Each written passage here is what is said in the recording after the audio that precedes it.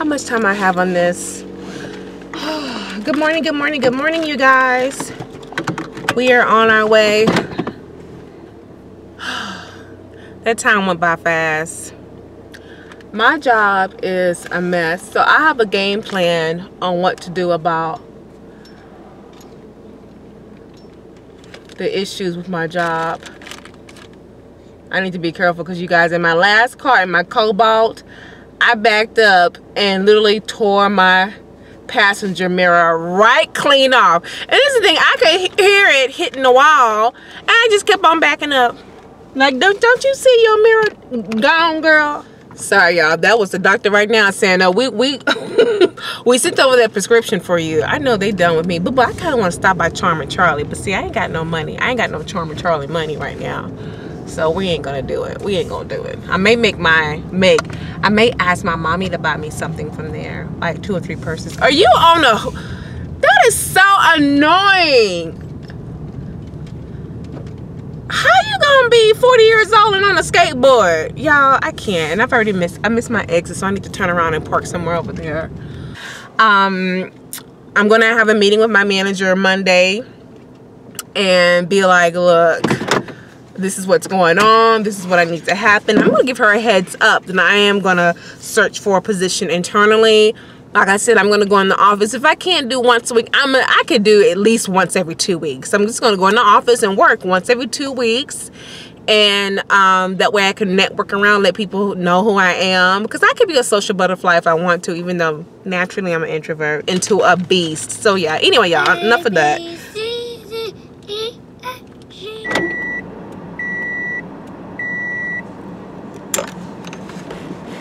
Hey guys, there's a hey guys, there's a Sweetheart, mommy has an appointment, and then we're gonna go ride the train. Baby, that's some watermelon. So I have a chiropractor appointment in 20 minutes, and then we're gonna go ride the train, and Boo-Boo's gonna play in the water. That's okay. Yeah, this insurance company, they're telling me I gotta make 4 appointments. No, it was 5 appointments in 3 weeks. And I'm like, I'm trying to get my stuff ready for my family, and I have all the, literally, I'm like, well, let me try, because I'll be damned if something happens later on. And then, well, let me back up. If I'm not able to get all of the appointments, I will have to pay out of pocket for my chiropractor adjustments, even though I've met my deductible. This is what they're asking for. So I'm gonna try to do it. I literally have to make 3 appointments next week. We are here at the park.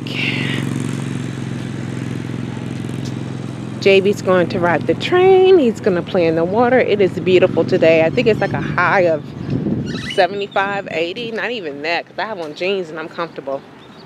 Yeah, I have on jeans and a thick shirt and I'm very comfortable. Hi birdies, hi ducks. You see the ducks? Yeah. Yeah. They're getting out.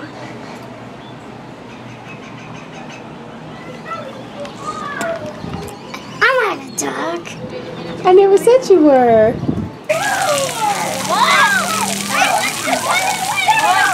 JB is over there flirting with some girl. He's been doing it for about 5 minutes over there flirting with some little girl. Alright, you guys, while Boo Boo is napping, I figure I would turn the camera on. I look a mess. I know, y'all. It is getting warm here. This weather is just so disrespectful. Yeah, I'm looking at Overboard. Goldie Hawn body was flawless when she was young. Anyway, I took a pill, medication, and I think I took too much because I feel a little dizzy. Anyway, I'm home. I'm not doing much of anything. JB is asleep, which is why it's quiet. So you guys, I want to talk a little bit about, I know I said I would do an official video, but I'm going to get really busy here. Not busy, but with me going back to work, I want to really, of course, get back to doing these videos, but I guess I already have videos scheduled until like mid-May, so I figure we'll discuss this in the middle of those hair videos. And I hope y'all like these upcoming product reviews. One thing I do want to say is that I really do feel bad for those of you who are allergic to shea butter and coconut oil. I got several comments on that Talia YG detangler. I didn't realize that many of you were allergic to coconut oil and shea butter. Like, what do y'all use? I mean, there's products out there, but especially some of the new products, all they have is shea butter or coconut oil or nuts. You know, I know a lot of people are allergic to nuts. Anyway, y'all. So I want to discuss a little bit about motherhood, and I want to give you a background on why I think that I've had some challenges in what I've been doing to try to help to get through it. So those of you who don't know, I am 36 years old, and I think there are a lot of, in today's society, that's considered an older mom. I know, 36 years old with a freshly new 4-year-old. I was the person that was always going to be an aunt. You know, you have two women in the world. You have aunts and mothers. So I was forever going to be an aunt. I wasn't sure if I wanted to have children, but I slowly changed my mind when there was a possibility where I couldn't have children. I've always been very careful with trying not to get pregnant, taking birth control pills like Tic Tacs. So I actually got pregnant right before I had JB. And so JB's my rainbow baby. I got pregnant, miscarried literally at 8 weeks. There was nothing there. Nothing there. They had to do an emergency D&C. And then I got pregnant literally 4 months after that. And you know, you're supposed to wait 6 months. Didn't happen on purpose. My body was just like, we're going to rebuke all those birth control pills and you're going to get pregnant again.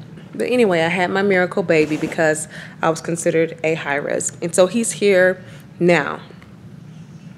I mentioned one of my other vlogs that I breastfed for 2 years. And I only intended to breastfeed for a year, but I honestly didn't have any problems with him latching on or anything like that. What am I trying to get at? I wanted to, once I hit a year, I was like, you know what, let me go ahead and see how long I can actually nurse, because that will, you know, reduce my chances of ovarian cancer, and even if you just do it for a year, right?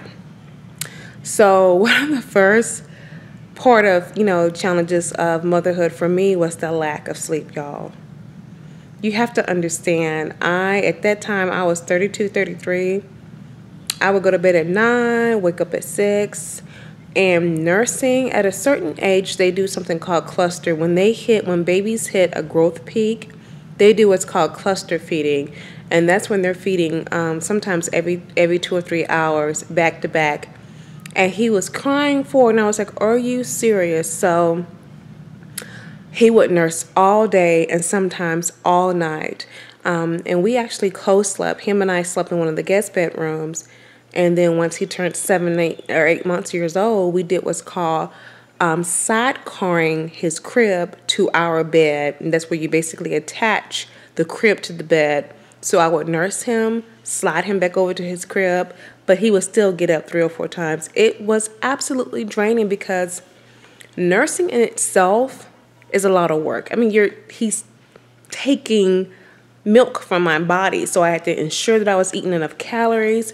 I was always tired. I remember there was a time when I think he was around 3 or 4 months old. He was hitting a growth period, a growth peak or whatever, and he was cluster feeding.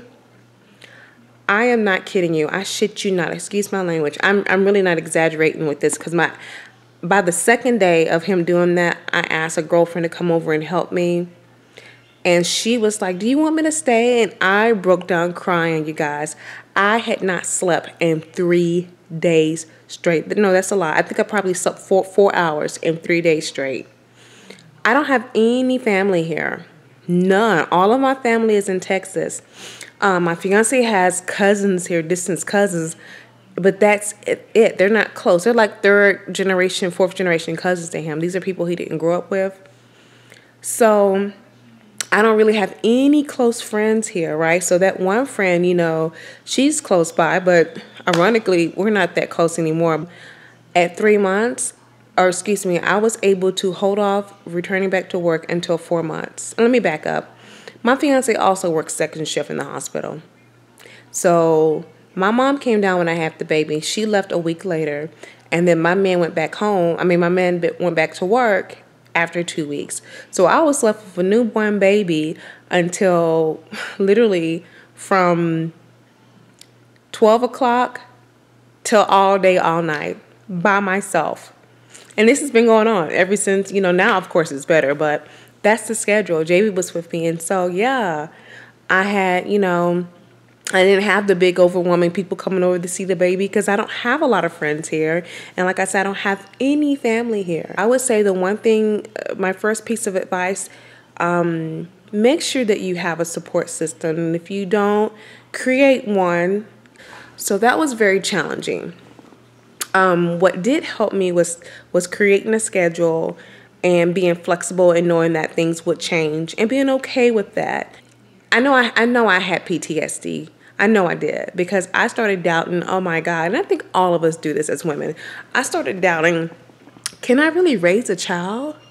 Maybe there's someone better to do this than me. You know, am I doing this right? And y'all, at this time, I was going above and beyond. I was making him food, freezing my breast milk, you know, doing everything you're supposed to do, but I was still doubting that, charting when he was sleeping, when he was waking up. Yeah, so, and that's okay. That's to be expected, I think.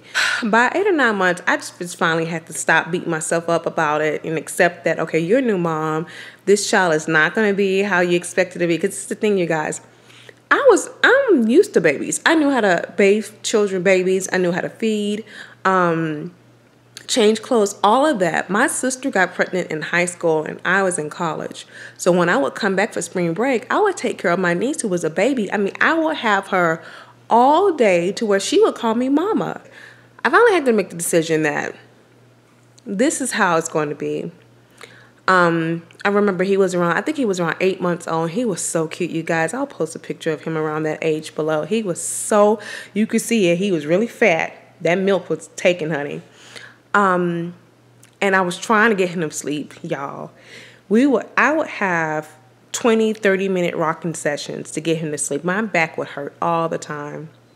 Rocking him to sleep so he could sleep. And he would nap for like 2 or 3 hours, right? Rocking him to sleep. And I finally had to sit there and be like, you lost a baby a year ago. And now you're blessed with life. And you were told that you possibly couldn't have kids. So you have a miracle in front of you. So I made the decision then that I'm going to choose to be happy. Even in the midst of being tired, I hadn't bathed in like 2 days. I changed my underwear. I'm always a big thing about that, stickler. At least change your underwear, girl. But I hadn't bathed in two days. I hadn't detangled my hair. My hair was a mess. Just a mess. But I decided then and there, I'm going to choose to be happy in the now. I'm going to be present in the now. Yeah, you guys, I'm not that parent that's like, oh, on this day, January 13th, my life changed. Hell yeah, my life changed. I can't sleep. Sometimes I feel bad because I'm not that gushy parent. But again, that's comparing, and you can't do that. I'm comparing. Just because I'm not putting up all these long Facebook posts about how much I love my child doesn't mean I don't. Doesn't mean that I love him lesser than this parent or this mother does. It's not like that, okay? I'm friends with a lot of women who had their babies in January. So I was seeing all these posts, all these threads. I'm like, why am I not feeling this way? I love my child. I absolutely do. But I don't. One girl said that her child is like the star in her cosmos. I'm like, what? I had to Google some shit. I'm like, I don't even know what this means. We both agree we do not want any more children. It just has not been. We've had our moments with JB, and we absolutely love JB. Don't get me wrong. But it just has not been the smoothest thing for us as parents. So what has helped me? A couple of things. It's just recognizing that this is just whatever we're going through right now is temporary. I also look at it that his needs If he wants something, if he wants to cuddle, I'm going to give in and do it. Every now and then I run into an older mom out at the grocery store, or an older parent, someone who has older kids. They don't have to be older people. They have older kids. And they always tell me, enjoy this while you can, because it goes by so fast. So I'm really trying to put that in perspective. Enjoy this age, because he's going to be a teenager soon. Seriously, like next week. Now with him trying to meet his needs, but also not trying to give in on everything. Setting guidelines and boundaries with him, and ensuring that he has a healthy childhood, because I know at this age he's going to start to remember things, because I remember things when I was 3 and 4 years old. Other things that I do, essential oils. He has an essential oil diffuser in his room. We diffuse lemon oil, or I diffuse lemon oil and lavender oil, and that seems to help him with his mood. I try not to yell. I really try. It's hard sometimes at home, but I try not to yell.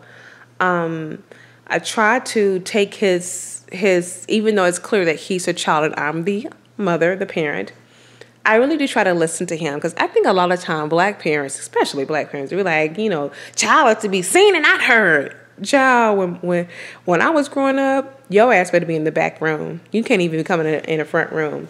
And I get that, and I respect that. But at the same time, I don't want my child to not be fearful of me and not feel like he can come to me and say something or ask me something. Because I know with me and my parents, I never felt like I could go to them. Not that they were very strict, but we didn't have that type of open, fluid communication.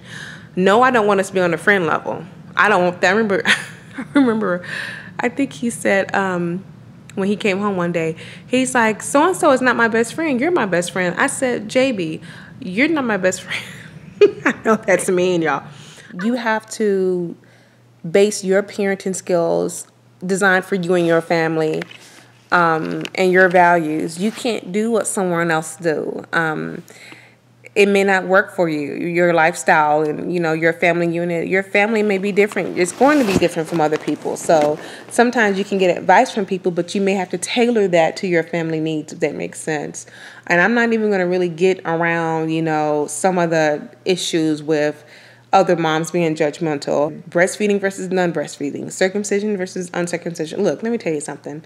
Until you can come into my household and pay one of my damn bills, you cannot tell me how to raise my child. And that's the mindset you have to have. You have to do things that's best for you and your family, okay? Same thing with co-sleeping. Oh my God, don't you know that how many people have rolled over on their child? Yes, I do. But they've been doing it for thousands of years. And there's actually a right and wrong way to co-sleeping. Anyway, I said I wasn't going to talk about it.